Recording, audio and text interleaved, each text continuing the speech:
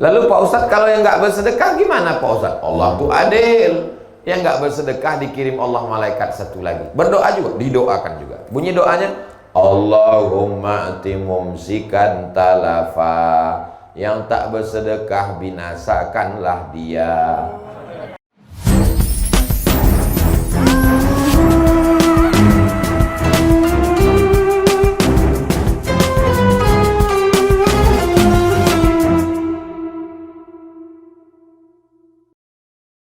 Orang mati karena jantung berhenti berdetak. Kalau jantung berhenti berdetak, darah tak mengalir. Kalau darah tak mengalir ke otak, semua organ tubuh ini mati. Bensinnya tak jalan. Habis, mati, selesai. Kenapa kita hidup? Karena darah mengalir. Coba ikat kaki itu sebelah paha tuh, ikat pakai tali agak 1 jam. Habis itu coba rasakan ujung kaki. Ada rasanya? Tak ada. Mati rasa. Kenapa mati rasa? Karena darah tak mengalir. Kenapa darah tak mengalir? Karena diikat pakai tali. Begitulah kalau seluruh badan kita ini darah tak mengalir, mati. Kenapa darah mengalir? Karena jantung menyemburkan darah. Dokter hanya bisa menjawab sampai di situ. Kenapa orang hidup? Karena jantung menyemburkan darah. Kenapa jantung bergerak? Tak bisa menjawab. Kenapa jantung bergerak? Yang bisa menjawab itu hanya orang yang berakidah, bertauhid. Karena Allah meniupkan ruh. Ketika ruh itu dicabut, maka jantung pun berhenti berdetak. Dan berubahlah darah menjadi nanah. Darah itu berubah menjadi nanah, daging membusuk, biji mata keluar mengelupas, rambut yang selama ini habis 30% anggaran belanja untuk beli sampo.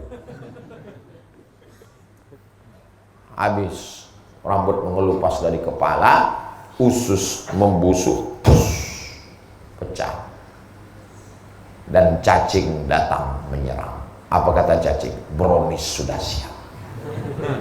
Akhirnya kita hanya setumpuk daging busuk yang akan menjadi santapan cacing tanah. Alhamdulillah subuh ini kita hidup. Dan tadi kita katakan alhamdulillahilladzi ahyana ba'dama amatana wa ilaihi nusyur. Siapa yang hidup subuh dikirim Allah 2 malaikat. Yang satu malaikat berdoa. Apa kata malaikat? Allahumma ati munfiqan khalafa. Orang yang bersedekah kasihlah dia ganti. Jadi yang bersedekah tadi yang bersedekah masukkan duit, itu semuanya sudah dapat doa malaikat subuh. Maka nanti digalakkan, digiatkan sedekah subuh Masjid Surau Ad-Din. Bapak Ibu setuju? Gimana kabar Surau Ad-Din? Ustadz Junaidi, alhamdulillah Ustadz Somad, sejak Ustadz galakkan sedekah subuh, makin berkurang jamaah subuh. Janganlah gara-gara itu tak ke surau. Karena kita mau mendapatkan doa malaikat ini. Lalu Pak Ustadz, kalau yang nggak bersedekah gimana Pak Ustadz? Allah tuh adil. Yang nggak bersedekah dikirim Allah malaikat satu lagi. Berdoa juga, didoakan juga. Bunyi doanya, Allahumma ati mumsikan talafa. Yang tak bersedekah binasakanlah dia. Jadi yang tak bersedekah tadi, yang waktu kok kresek lewat dia pura-pura khusyuk mendengar pengajian. Saya terus terang tak bisa membela. Kalian tengok aja lah nanti sampai sore. Biasanya binasanya itu berawal dari pertama sendal hilang. Habis itu helm hilang. Terus lama-lama laki hilang. Doa malaikat itu pasti kabul. Ini hadisnya sahih nggak Pak Ustaz? Hadisnya ada dalam Sahih Al-Bukhari, ada dalam Sahih Muslim. Hadis tersahih dalam Ahlus Sunnah wal Jamaah. Allahumma ati munfiqan khalafa. Setiap subuh. Tapi subuh ini saya nggak bawa uang Pak Ustaz. Cincin kami terima. Mana kresek kita? Bawakan sekali lagi. Banyak ibu-ibu ini yang mau ngasih cincin, jam. Besok jalan sekali lagi Pak. Ada kunci motor, masukkan. Kunci berangkas, masukkan. Saya melihat orang Mesir bersedekah. Begitu dibawakan goni beras, langsung orang Mesir, ibu-ibu, emak-emak Mesir itu membuka cincinnya, rantainya, gelangnya, masuk semua. Tenang, saya nengok. Begitu dibuat di Indonesia, mereka buka, carinya mana yang paling kecil. Oh, enggak jadi. Ada satu yang masukkan, begitu dibawa ke toko Cina, ayah imitasi lah. Kecuali di Tembilahan. Tembilahan ini orangnya orang-orang radikal. Pulang sholat Jumat di Masjid Al-Huda kemarin, saya posting 2 video. Susah mau keluar masjid. Di tempat lain biasa, mau lewat-lewat lah. Di sini luar biasa. Pondok pesantren bertumbuhan. Maulid paling ramai Tembilahan, Indragiri Hilir. Orangnya orang-orang militan. Misalnya kan saya yakin ini utang Adin ini lunas subuh. Pokoknya apapun judulnya, ujungnya utang ini lunas. Berikutnya yang ketujuh. Yang ketujuh adalah bahwa Nabi Shallallahu Alaihi Wasallam mengatakan, shadaqatus sirri tadfa'u mitatassu. Shadaqah menolak mati su'ul khatimah. Jangan bangga dengan zikirmu, jangan bangga dengan amalmu, jangan bangga dengan ibadahmu, karena kau belum tentu selamat kalau mati dalam keadaan su'ul khatimah. Kita mau mati dalam keadaan husnul khatimah. Anak kita yang membisikkan ke telinga, la ilaha illallah. Iya kalau matinya di rumah. Kalau matinya di pesawat, kalau matinya di rumah sakit, ruang ICU, security pun tak boleh masuk. Yang bebas masuk cuma malaikat maut. Kalau matinya dalam kecelakaan lalu lintas, nauzubillah, siapa yang membisikkan ke telinga kita la ilaha illallah, tapi ada orang yang dijamin matinya husnul khatimah. Siapa dia? Orang yang bersedekah. Yang bersedekah untuk hutang surau ad-din ini. Ini semuanya mati husnul khatimah. Yang 100.000 husnul khatimah. Yang 50.000 husnul khatimah, yang 2.000 setengah-setengah.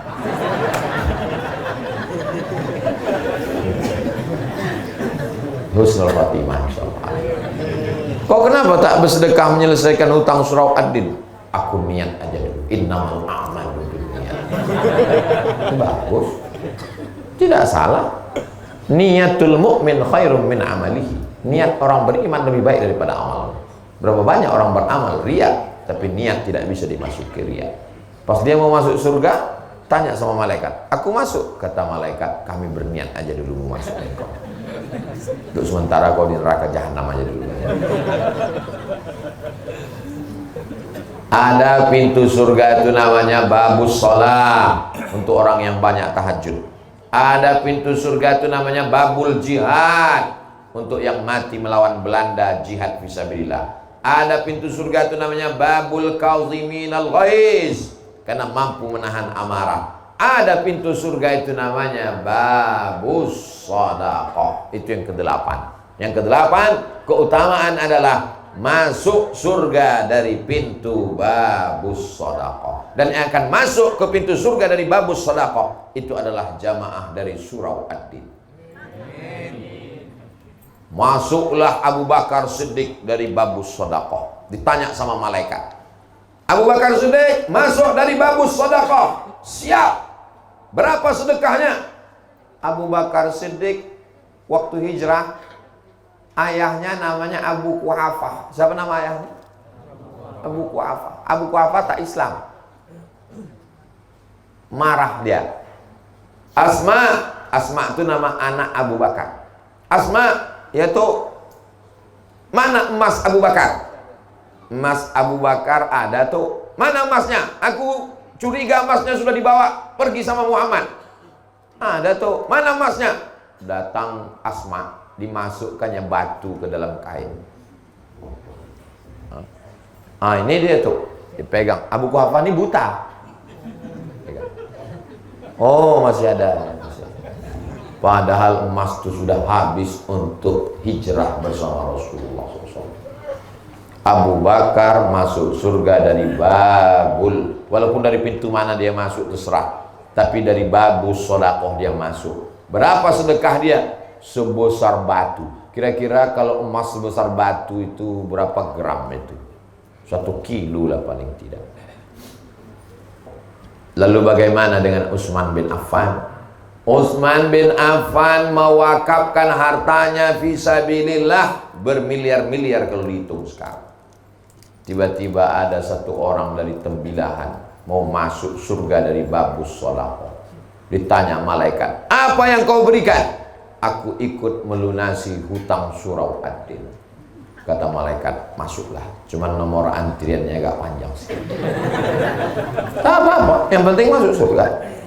Daripada STJ, status tak jelas. Semua kita ini pasti masuk surga. Man qala la ilaha illallah Muhammadur Rasulullah dakhalal jannah. Siapa yang mengucapkan la ilaha illallah Muhammadur Rasulullah masuk surga.